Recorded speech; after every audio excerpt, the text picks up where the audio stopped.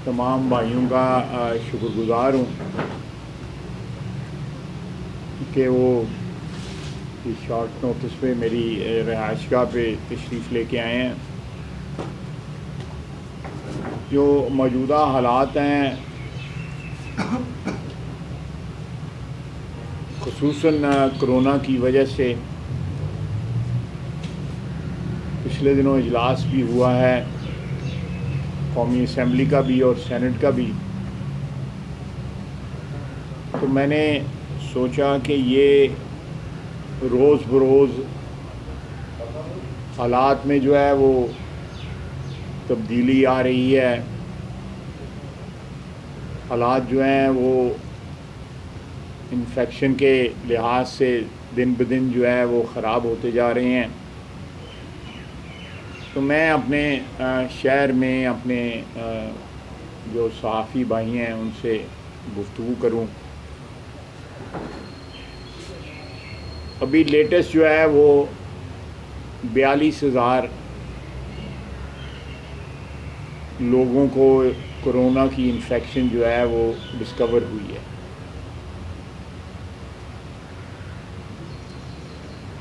तीन लाख के करीब जो है वो इस वक्त टेस्टिंग हुई है या स्क्रीनिंग हुई है। चूँकि जो स्टैंडर्ड्स हैं कि आबादी 1 मिलियन आबादी के पीछे 1000 जो है वो टेस्टिंग होनी चाहिए। हम इस वक्त उससे बहुत दूर हैं। जो WHO के जो है स्टैंडर्ड्स हैं उससे बहुत दूर हैं।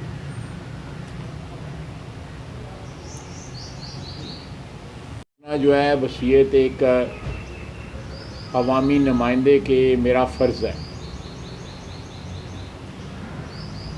इस वबा के जो शिकार हुए हैं उनमें कोई तमीज़ नहीं है, अमीर भी हुआ है, गरीब भी हुआ है, छोटा बड़ा हर उम्र के,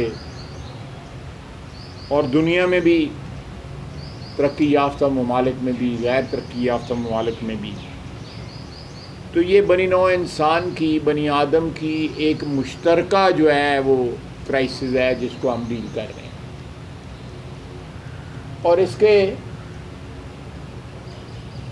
कोई स्टैंडर्ड्स जो हैं वज़ा हुए हैं इससे एक्सपीरियंस, से तजर्बे से सारी दुनिया में। लेकिन उस तजर्बे को पिछले 2-2.5 महीने में मौजूदा हुक्मरानों ने कभी लॉकडाउन, कभी सॉफ्ट लॉकडाउन, कभी इजी लॉकडाउन, कभी लॉकडाउन ख़त्म हो गया, कभी लगा दिया गया, कभी किसी सूबे में लॉकडाउन है, किसी सूबे में लॉकडाउन नहीं। जो एंट्री पॉइंट्स हैं हमारे मुल्क में, चाहे वो तफ्तान हो या एयरपोर्ट हो या दूसरे बॉर्डर्स हों, वहाँ पे कोई किसी पॉलिसी का ना होना, ये सारे फैक्टर्स हैं जिन्होंने हमारे मुल्क में इस क्राइसिस को बढ़ावा दिया है। और आज तकरीबन 2000 से, मेरा ख्याल है, मैं गलत तो नहीं कह रहा, 2000 रोज़ाना जो है ना उस तादाद से जो है 2000 की तादाद से रोज़ाना केसेस जो है वो बढ़ रहे हैं, उसका एहतराम नहीं कर रही।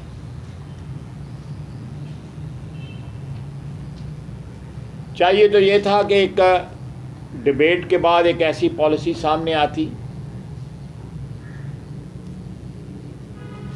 जिसमें सारी कौम मुत्तहिद होकर सारे सूबे जो हैं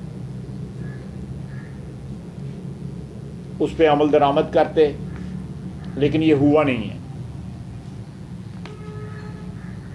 अब यकम को फिर इजलास है, 3-4 दिन का इजलास है, नॉर्मल इजलास है, उसके बाद बजट इजलास स्टार्ट हो जाना है। 3 हफ्ते हुकूमत यही बहस करती रही हमारे साथ कि ये इजलास वर्चुअल बुलाना है या वहाँ पे फिज़िकल आना। 3 हफ्ते जब ये क्राइसिस जो है आहिस्ता आहिस्ता डेवलप हो रही थी, मोमेंटम अपना पकड़ रही थी, तो इन हालात में अल्लाह करे जो हमारे ख़दशात हैं, जिन ख़दशात का मैंने असम्बली में भी इज़हार किया, मीडिया में भी इज़हार करता रहता हूँ, सोशल मीडिया पे भी इज़हार करता रहता हूँ, वो ख़दशात गलत साबित हो। मेरी दुआ है کہ جو حکومت کا اعتماد ہے اپنی پالیسیز پہ یا اپنی جو ان کا طریقہ کار ہے، اللہ کرے وہ کامیاب ہو اور اس سے ہمیں وبا سے نجات ملے۔ ہمارے جو خدشات ہیں، جن خطرات کی ہم نشاندہی کر رہے ہیں، اللہ کرے وہ غلط ثابت ہوں۔ ہم سارے جو ہیں اس میں ایک ہی کشتی کے سوار ہیں۔ یہ وبا جو ہے وہ تمیز نہیں کر رہی چھوٹے بڑے کا، یا کسی بڑے عہدے پہ مالک بیٹھا ہوا ہے جو، یا کوئی عام آدمی بیٹھا ہوا ہے۔ تو میں امید کرتا ہوں عید کے بعد اجلاس ہے کہ اس میں ہی تب تک جو ہے اللہ کرے خیریت رہے، کہ حکومت جو ہے وہ اس اسپرٹ سے اسمبلی میں آئے کہ ایک جامع ویل کنسیڈرڈ جو ہے ایک پالیسی اس کرائسس سے نپٹنے کے لیے قوم کے سامنے لائی جائے۔ یہ کرائسس جو ہے ہفتے دو ہفتے میں جانے والی نہیں ہے، مہینے دو مہینے میں بھی جانے والی نہیں ہے۔ ہو سکتا ہے اس کرائسس کے ساتھ ہمیں جو اکنامک صورتحال ہونی ہے، جو ہماری معاشی صورتحال ہونی ہے، اس کے اثرات کئی سال تک جو ہے ہمیں محسوس ہوتے رہیں۔ تو جب تک قوم جو ہے وہ اس مسئلے پہ یکجان ہو کر ایک پلیٹ فارم پہ نہیں ہوگی، میں سمجھتا ہوں کہ اس کرائسس کا ہم مقابلہ نہیں کر سکیں گے۔ اب آپ سوال کر سکتے ہیں۔ برطانوی ترین کے حوالے سے کافی شور مچا ہوا ہے، اس میں تھوڑی سی روشنی ڈال دیں۔ دن جب اجلاس ہوا ہے تو بابر اعوان صاحب جو پارلیمنی افیئرس کے جو مشیر ہیں، انہوں نے کہا جی کہ ہمارے سامنے کوئی ایسا پرپوزل نہیں ہے اور نہ ہم کنسیڈر کر رہے ہیں، اور نہ ماحول ہے آج کل کہ اس قسم کی جو ہے مسائل جو ہیں ان کو کنسیڈر کیا جائے۔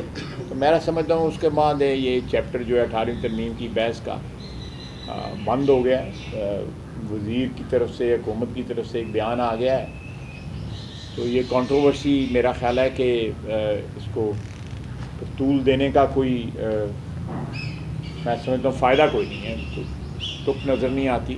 بڑا کنکلوسیو بیان تھا، بڑا ان کا صاف دو ٹوک انہوں نے بات کی ہے کہ اس قسم کا کوئی پرپوزل حکومت کے سامنے نہیں ہے، اور نہ کوئی اس قسم کا ماحول ہے آج کل کہ اس قسم کی کوئی بحث کا آغاز کیا جائے۔ اس کے بارے سے جو حکومت نے جس طرح آپ نے بتایا کہ لال طور پر سوال ڈال کر مختلف جو ہے نا پالیسیوں اپنائی گئی حکومت کی طرف سے، لیکن اس وقت جو پالیسی اختیار کی گئی ہے اس میں اتنی سخت ایس او پی لاگو کی گئی ہیں جو تاجر برادری، ٹرانسپورٹر حضرات انہوں نے اس کو مسترد کر دیا ہے۔ وہ کہتے ہیں کہ ہمارا پہیہ نہیں چل سکتا، ہمارے گھروں میں فاقے پڑ چکے ہیں۔ تو اس پر آپ کو کیا چاہیے کہ حکومت کس سٹیج پر کیا یہ تجربات کر رہی ہے، یا کہ حقیقی طور پر یہ جو پسے ہوئے لوگ ہیں وہ زیادہ متاثر ہو رہے ہیں اس بارے سے؟ جو تاجر برادری ہے، ہمارا دکاندار بھائی جو ہیں، جو ڈیلی ویجز پہ جو لوگ کام کرتے ہیں، دیہڑی دار جو لوگ ہیں، وہ تو بہت زیادہ کرائسس میں ہیں، اس میں کوئی شک نہیں ہے۔ وہ جس طرح وہ فیس کر رہے ہیں اس سچویشن کو، کیونکہ انہوں نے دن میں کمانا ہے اور رات کو اپنے بچوں کو جو ہے اس کو روٹی کا بندوبست کرنا ہے۔ یہ گو مگو کی جو پالیسی ہے، نائدر ہیئر نار دیئر، جو حکومت کی ہے، اس نے میں سمجھتا ہوں وہ کرائسس کو اور زیادہ گمبھیر کیا ہے۔ اور آج بھی جو ایس او پیز کی جس کی آپ نے بات کی ہے، میرا نہیں خیال کہ کہیں بھی کسی مارکیٹ میں ان ایس او پیز کا خیال رکھا گیا ہے۔ آپ کو کہیں پتہ تو بتائیں کہ کہیں رکھا گیا ہو۔ نہ سیف ڈسٹینس، دیکھیں اس میں بڑا کلیئر دو چیزیں جو ہیں بڑی امپورٹنٹ ہیں، یا دو کہہ لیں یا تین کہہ لیں۔ ایک جو ہے آپ نے ہاتھ جو ہے دن میں کئی بار دھونے ہیں، بار بار دھونے 20 سیکنڈ، اور دوسرا یہ ہے کہ آپ نے 1.5 میٹر کا جو ہے نا وہی 1.5 میٹر ہی ہو گیا نا، 6 فٹ کا آپ نے فاصلہ رکھنا ہے۔ یہ دو چیزیں بڑی لازم ہیں۔ یہ ہوا سے ٹرانسفر نہیں ہوتی جو میں نے پڑھا، یہ جو ڈراپلیٹس ہوتے ہیں نا، آپ گفتگو کر رہے ہیں کہ آپ کے منہ سے کوئی تھوڑی سی جو ہے وہ ڈراپلیٹس نکلے ہیں، یا سانس کے ذریعے نکلے ہیں، یا چھینک کے ذریعے نکلے ہیں، ان سے پھیلتی ہے۔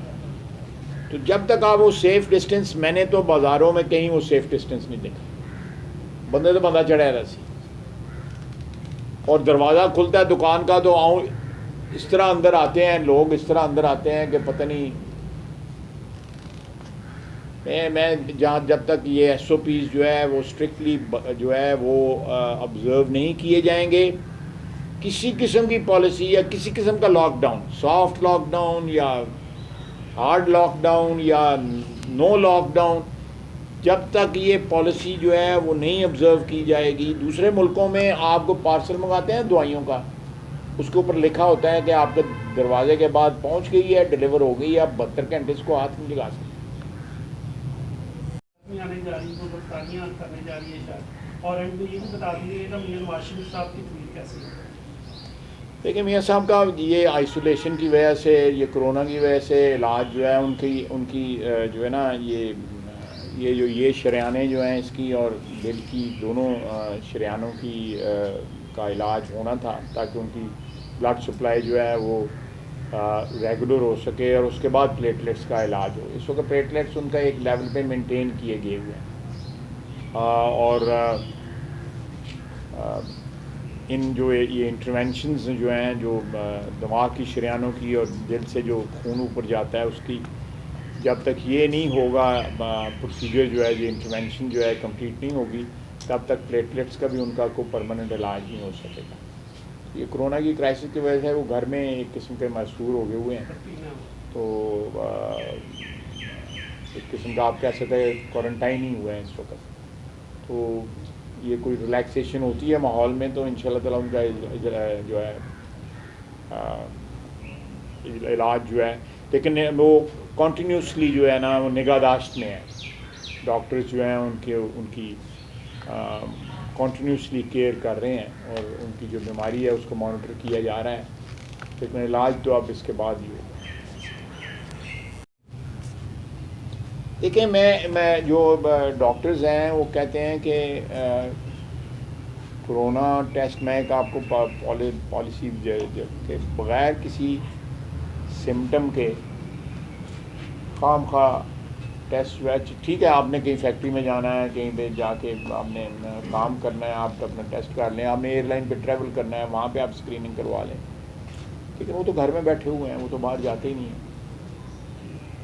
میں ان کو آخری جو یہ مارچ میں جو ہے 16-17 مارچ کو میں 2 دن رہا تھا لندن ان کے ساتھ، تو وہ ٹھیک تھے، اللہ کا فضل تھا. جو ان کو اس وقت پرابلمز جو ہیں لاحق ہیں صحت کی وہ تو ہیں ہی، لیکن اللہ کا فضل ہے وہ کوئی ایسی ضرورت نہ اس وقت محسوس کی گئی تھی نہ اب محسوس ہو رہی ہے کہ ان کا کورونا کا ٹیسٹ کرایا جائے. ایکسپوجر کوئی نہیں ہے نا ان کا باہر، گھر کے افراد ان کے ساتھ ہیں، ان کی والدہ ان کے ساتھ ہیں، بیٹے اور بیٹوں کے بچے ان کے ساتھ. اپنا ہوٹل جو ہے وہ کرنے کا تو یہ نظام آپ کے نوٹس میں ہے؟ جی میرے نوٹس میں ہے. وہ ہوٹل جو ہیں یہ پچھلے 20-25 سال میں ان ہوٹلوں کو بیچنے کی یا ان کا کوئی جو ہے ان کو اٹیمپٹ کیا گئے ہیں کہ اس کو کسی طرح جو ہے، لیکن ہر اس قسم کے اٹیمپٹ کے پیچھے کوئی نہ کوئی سازش کسی کار فرما تھی. میں نے خود ذاتی طور پہ اس ہوٹل کی سیل کو 2-3 دفعہ روکا ہے. کون سی کس ملک؟ ایک ہوٹل پیرس میں ہے اور ایک ہوٹل نیو یارک میں. اس میں جو ہے وہ جو پتہ لگا ہے کہ یہ پرائیویٹائزیشن کمیشن جو ہے اس ٹرانزیکشن کو ہینڈل نہیں کر رہا، جو قانون کے تحت صرف اور صرف ان کی ڈومین ہے، ان کی رسپانسبلٹی ہے. بلکہ ایک اسپیشل اسسٹنٹ ہیں اس کے وزیر اعظم کے، وہ اس کو ہینڈل کر رہے ہیں اور ان ہوٹل کو لیز پہ دیا جا رہا ہے. ابھی کلیئرٹی نہیں آئی، 1-2 دن میں پتہ لگ جائے گا. انہوں نے کوئی 2 لائنوں کی سمری جو ہے وہ کیبنٹ سے اپروو کرا کے اس کے بعد پرائیویٹائزیشن کی اسٹینڈنگ کمیٹی سے جو ہے بظاہر اپروو کروایا ہے، لیکن ہم اس ڈیل کو رجسٹ کریں گے، کسی کو مال نہیں بنانے دیں گے. اس میں سے ایک قومی اثاثہ ہے، ٹھیک ہے پی اے کرائسس میں ہے، پی اے کو پیسوں کی ضرورت ہے، لیکن اور بھی طریقے نکالے جا سکتے ہیں لیکن ایک پراپرٹی ہے، پرائم پراپرٹی ہے، یہ جو ہے جائیدادیں بیچنے کا جو ہے، حکومت کی جائیدادیں بیچنے کا، اگر آپ نے پیسے بچانے ہیں آپ اسٹیل مل کا فارغ کریں. آپ اس میں 2007 سے جب اس کی پرائیویٹائزیشن کینسل ہوئی تھی اب تک جو ہے میرا سینکڑوں ارب روپے جو ہے آپ اس میں کھربوں روپے جو ہے اس میں ڈبو چکے ہیں. آپ پی اے ای کو خود پرائیویٹائز کریں، پی اے ای کو پرائیویٹائز کریں، بجائے اس کے کہ جائیدادیں بیچ کے جو ہے پی اے ای کے جو ہے اس اوپر پیسے لگائیں. یا پی اے ای پہ پیسے لگنے ہیں یا نہیں لگنے ہیں، یا کس کی جیب گرم ہونی ہے. یہ بہت بڑا سکینڈل ہے اور اپوزیشن اس سکینڈل کو جو ہے ناکام کرے گی انشاءاللہ تعالیٰ. ہم خود چاہے اس کے لیے عدالت میں جانا پڑے، اس کے لیے ہمیں جو ہے وہ اسمبلی میں اس کو اٹھانا پڑے، ہم اس کو سکینڈل کو، اور اس میں بڑا کچھ نکلے گا. ہمیں یہ بھی پتہ ہے کون سا معاون خصوصی ہے جو اس میں سے جو ہے جس کی کوئی ذمہ داری نہیں ہے ان ہوٹلوں کو ہینڈل کرنے کی. اگر کوئی ہے اس قسم کا پرپوزل اسمبلی میں لائیں، بریف کریں قوم کو کہ اس ٹرانزیکشن کے کیا خد و خال ہیں تاکہ پتہ لگے. لیکن یہ جو ہے دیکھیں اپوزیشن کے خلاف ہر وقت جو ہے ادارے کام کر رہے ہیں، اور یہ دیکھیں وہ جو تبدیلی کا مقبرہ ہے پشاور میں بی آر ٹی، وہ ادھر کا کسی نے نوٹس نہیں لیا. آٹے چینی والا جو ہے وہ اس کو ایکسٹینڈ ہو گیا، پتہ نہیں ہو رہا ہے کہ نہیں ہو رہا، اس کے اوپر اس پہ بھی مٹی ڈالنے کی کوشش کی جا رہی ہے. اس 2 سال کی حکومت میں جتنے سکیم سامنے آئے ہیں دوائیوں کا، وہ آج بھی وزیر جو ہے اس سے پورٹ فولیو لے لیے لیکن وہیں بیٹھا ہوا ہے، پوزیشن کے لیے رہ گیا ہے. کریں احتساب، ہمارا بھی کریں بالکل، اور ہم کروا رہے ہیں اس وقت احتساب. ہماری ٹاپ لیڈرشپ جو ہے میاں نواز شریف، میاں شہباز شریف، حمزہ جو ہے 1 سال سے زیادہ جو ہے اس وقت قید ہے. ہماری ٹاپ لیڈرشپ جو ہے قیدیں بھگ چکی ہے، ضمانت پہ اس وقت رہا ہے. خایا سعد رفیق، شاہد عباسی، آسن اقبال.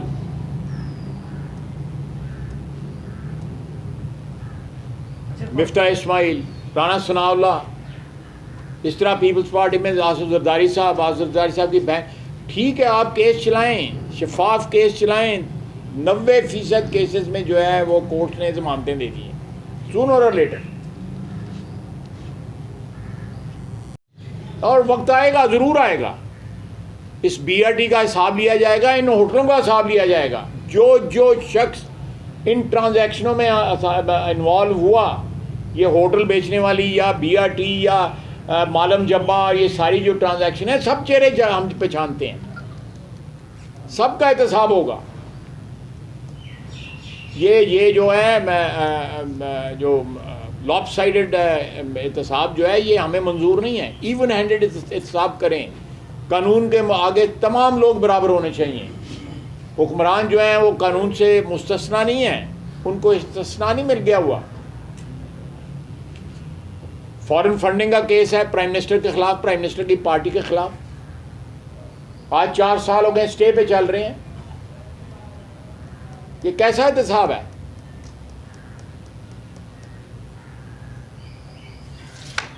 ویسے میرا آخری سوال ہے، جو جاوید لطیف صاحب جو جب دھرنا دیا گیا کنٹینر پر، تو جو ریسرچ جو وزیر داخلہ تھے وہ سہولت کاری کا انہوں نے اس میں جو ہے نا کردار ادا کیا. نہیں، موقع تو نہیں ہے میں ایسے سوالات کا، لیکن میں اتنا ضرور کہوں گا کہ یہ جو ان پہ الزام لگایا گیا سہولت کاری کا کثیر طور پہ غلط ہے. یہ فیصلے جو ہیں میں ان فیصلوں میں موجود تھا. چوہدری صاحب کا ایک موقف تھا کہ ان کو روکا جائے، ریڈ زون میں نہ داخل ہونے دی جائے یہ دھرنے والوں کو. پرائم منسٹر نے فیصلہ کیا کہ میں متشدد کوئی طریقہ استعمال نہیں کرنا چاہتا، زبردستی نہیں روکنا چاہتا، ان کو آنے دیں. کیونکہ اگر وہ خون خرابہ ہوا تو یہ جو دھرنے والے جو لوگ جو کچھ چاہتے ہیں وہ ان کو ملے گا. تو ہمیں ان کو روک کے خدا نخواستہ کوئی خون خرابے والی سچویشن نہیں پیدا ہونی چاہیے. ہمیں اس صبر آزما 126 دن میں ہم گزر گئے اور اللہ کے فضل سے ہم نے 5 سال پھر حکومت بھی کی. تو اس سے ظاہر ہوا کہ وزیر اعظم کا فیصلہ درست تھا. اس کا وقتی طور پہ مشکلات آئیں, نقصان بھی ہوا, اکنامک نقصان بھی ہوا, لیکن جو ایجنڈا تھا دھرنے والوں کا, عمران خان اینڈ کمپنی کا اور ان کے امپائروں کا, وہ ایجنڈا پورا نہ ہوا. لیکن اگر چوہدری صاحب نے ان کو روکنے کی تجویز پیش کی تو اس سے یہ ظاہر نہیں ہے کہ اس کو سہولت کاری کر رہے تھے. کم از کم میں اس سے اتفاق نہیں کرتا. ان کی ایک وزیر داخلہ کی حیثیت سے ایک اپنی رائے تھی اور اس رائے کو جو ہے وزیر اعظم نے قبول نہ کیا, اور وزیر اعظم کی رائے تھی اس نے الٹیمیٹلی جو ہے وہ کریکٹ ثابت ہوئی, صحیح ثابت ہوئی. تو اس کا مطلب یہ نہیں کہنا چاہیے کہ میں نہیں اتفاق کرتا کہ وہ چوہدری صاحب نے کوئی سہولت کاری کی. وہ اس کے بعد بھی وزیر داخلہ اس کے بعد بھی 3 سال رہے. تو کوئی ایسی بات جو ہے میں سمجھتا ہوں کہ یہ it is not in good test. تمام پارٹیاں ایک پیج پر آ رہی ہیں, تو کیا آپ سمجھتے ہیں کہ اس کا خطے پر کیا مثبت اثرات ہوں گے؟ دوسرا, جو بھارتی جانب سے کشمیر میں مسلسل لاک ڈاؤن کیا گیا ہے اور اس کے ساتھ ساتھ LOC کی خلاف ورزی بھی وہ کر رہا ہے, اس پر آپ کیا؟ دیکھیں, کشمیریوں کا جو لاک ڈاؤن ہے اس وقت میرا 8 ماہ سے زیادہ ہو گئے ان کو. آپ کو 1 ہفتہ 2 ہفتے لاک ڈاؤن میں نہیں رہا گیا آپ سے.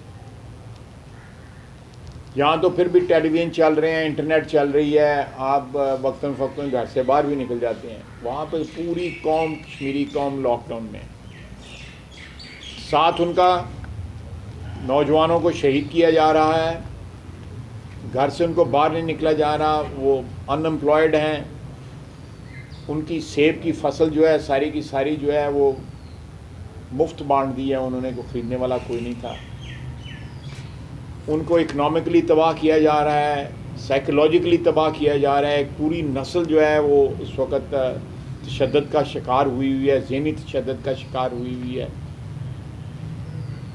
میں سمجھتا ہوں کہ یہ 2 مسئلے, فلسطین کا اور کشمیر کا مسئلہ جو ہے یہ انسانی مسئلے بن چکے ہیں.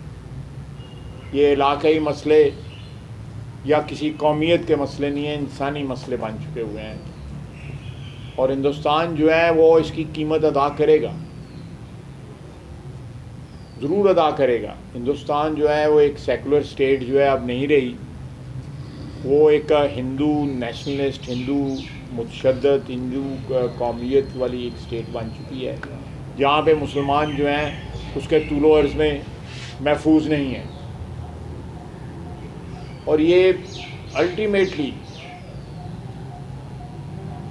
ثابت ہوگا کہ 1947 میں جو ہندوستان کی پارٹیشن ہوئی تھی وہ آخری پارٹیشن نہیں تھی. ہندوستان کی مزید پارٹیشن ہوگی. ہندوستان کے جو ہیں موجودہ حکمرانوں کی پالیسیز کی وجہ سے کئی ٹکڑے ہوں گے.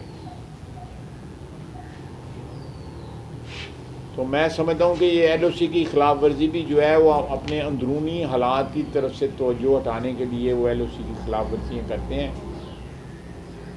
لیکن اللہ کا فضل ہے کہ ہمارے محافظ جو ہیں, ہماری فوجیں جو ہیں ان کو اس کا جواب دے رہی ہیں. ان حالات میں سمجھتا ہوں کہ جو پالیسی ہم نے کہی تھی ہندوستان کے ساتھ اپنائی جائے وہ صحیح ثابت ہوئی. جو اس حکومت نے پہلے 1 سال ایک ہندوستان کو خوش کرنے کی یا اپیسمنٹ کی جو پالیسی تھی وہ غلط تھی. بہرحال میرا خیال ہے کہ کم از کم یہاں پہ, لیکن تجارت آج بھی ہندوستان کے ساتھ جاری ہے. جس طرح وہ کہا گیا جی کہ دوائیاں اربوں روپے کی جو ہے تو قوم نو کرونا دی پی دی اور دوائیاں منگان دے گئے. ہمارا رویہ جو ہے وہ کمپلیٹ بائیکاٹ کا ہونا چاہیے. سفارتی سطح پہ بھی ہمارا لیول جو ہے نا وہ نیچے آنا چاہیے ان کے ساتھ. سفارتی سطح وہ بھی مکمل سفارتی سطح کے جو تعلقات وہاں ہندوستان کے ساتھ نہیں رکھنے چاہیے جو وہاں پہ مسلمانوں کے ساتھ جو سلوک ہو رہا ہے. افغانستان میں جو ہے افغانستان کا امن جو ہے وہ پاکستان کے لیے سب سے زیادہ خوش آئند بات جو ہو سکتی ہے وہ افغانستان کا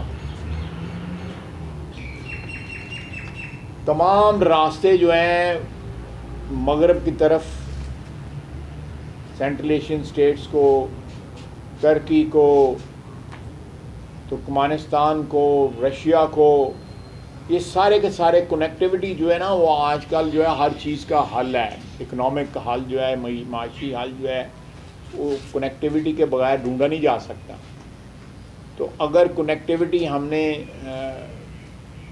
जो है इस्टेब्लिश करनी है इस रीजन में, तो उसमें अफ़गानिस्तान का अमन जो है बड़ा लाजमी बुनियादी जुज़ है उसका। तो अल्लाह करे कि अफ़गानिस्तान में अमन हो। अगले दिन जो है वहाँ पे एक मैटरनिटी हॉस्पिटल पे हमला हुआ है। मैं समझता हूँ कि इससे ज़्यादा बुज़दिलाना और घटिया हरकत जो है, जो लोग मज़हब का नाम लेते हैं, मज़हब के नाम पे जो है वो अपना जो है वो अपनी स्ट्रगल को ये जिन लोगों ने भी किया है, मैं समझता हूँ कि इंसानियत के नाम पे जो है ये एक बहुत बड़ा धब्बा है जिसने भी ये मैटरनिटी हॉस्पिटल में बच्चों और ख़वातीन पे जो हमला हुआ है। ख्वाजा साहब इस लीडर हैं और मेहरबानी है जी, हाँ जी, अल्हम्दुलिल्लाह। तो इसमें ये जो टाइगर फोर्स बनाई गई है, उस्मान डार बार बार अपनी स्पीच में ये कहते हैं कि ख्वाजा साहब को मैंने दावत दी है कि आप भी इसमें शमूलियत करें, और जो साबका इजलास है QIDC आप इसमें मुस्लिम लीग नून के MNA भी उसमें शरीक थे। तो उस पर आप क्या कहेंगे कि टाइगर फोर्स में आप क्यों शामिल किए? मुझे तो ये भी नहीं पता टाइगर फोर्स है क्या उनके फ़राइज़ हैं, क्या उनका कोई QRs हैं, क्या उन्होंने करना है, क्या उसके जो है वो फ़वाइद हैं, फ़राइज़ के अलावा फ़वाइद हैं, मुझे कुछ इल्म नहीं है। मैं इसलिए इसके ऊपर ऐसे ही खामखा कमेंट करके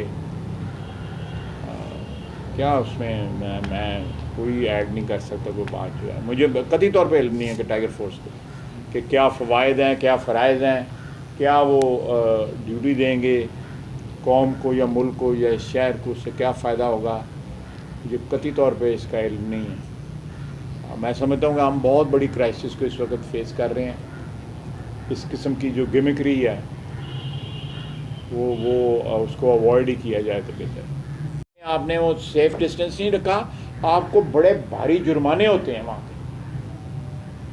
यहाँ पे तो कोई मेरा ख्याल है कारोबार जो है अगर खुलते हैं ज़रूर खुलने चाहिए, लोगों के रोज़गार का बंदोबस्त होना है, तो लेकिन वो किसी कायदे कानून के तहत तो उसको गवर्न होना चाहिए ना। डेंजरस टाइम्स हैं। आप अगर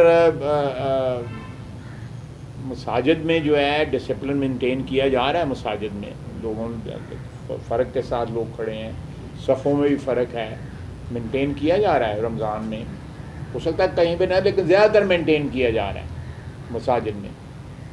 तो अगर इसी तरह मार्केट प्लेसेस में भी जो है, बाज़ारों में भी, और जहाँ पे भी रश के अंदेशा है, वहाँ पे अगर SOPs ना मेंटेन किए गए तो ये जो वबा है ये हमारे हाथ से निकल जाएगी, कंट्रोल नहीं हो सकेगी। और हमारा जो हेल्थ सिस्टम है ऑलरेडी वीक है, वो इसको सस्टेन नहीं कर सकेगा, इसको बर्दाश्त नहीं कर सकेगा। जैसा